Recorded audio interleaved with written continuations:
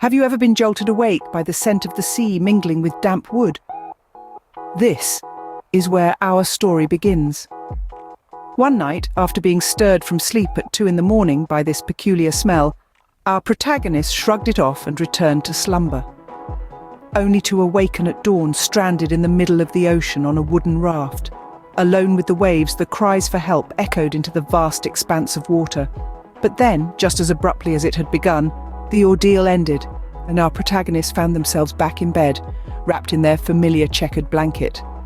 Just a dream, they thought, a far too real dream, but a dream nonetheless.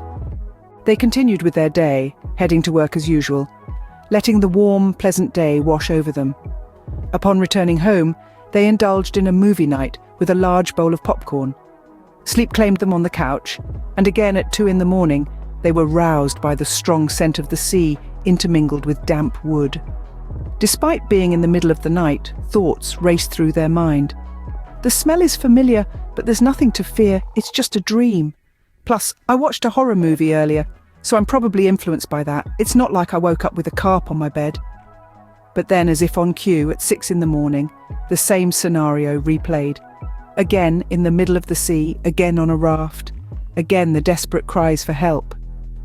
This time, however, our protagonist woke up on the couch next to an empty popcorn bowl. The radio was playing the Beatles' Help, and they couldn't help but chuckle. An hour later, on the way to work, they collided with another car at an intersection.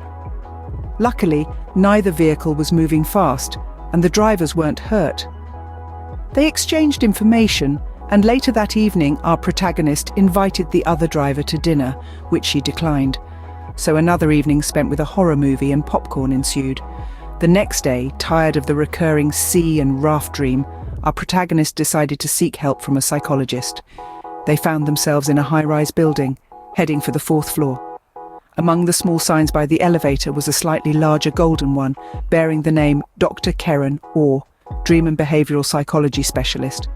Dr. Orr charged them a hefty fee to analyse their all-too-real dream and tell them they had a psychoanalytic problem with their television remote's biomorphic relationship. As they left Dr. Orr's office, they bumped into the woman from the car accident. After helping her up and apologising, they learned she was there to see Dr. Orr as well.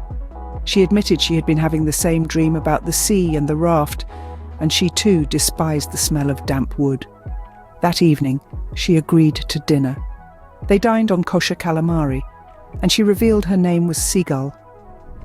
This marked the beginning of their shared journey, navigating through dreams and reality, bound by their mutual fear of the sea, the raft, and the smell of damp wood.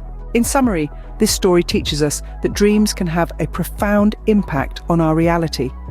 They can lead us to new experiences, new people, and even help us confront our deepest fears. So the next time you wake up from a strange dream, remember, it might just be the beginning of an extraordinary adventure.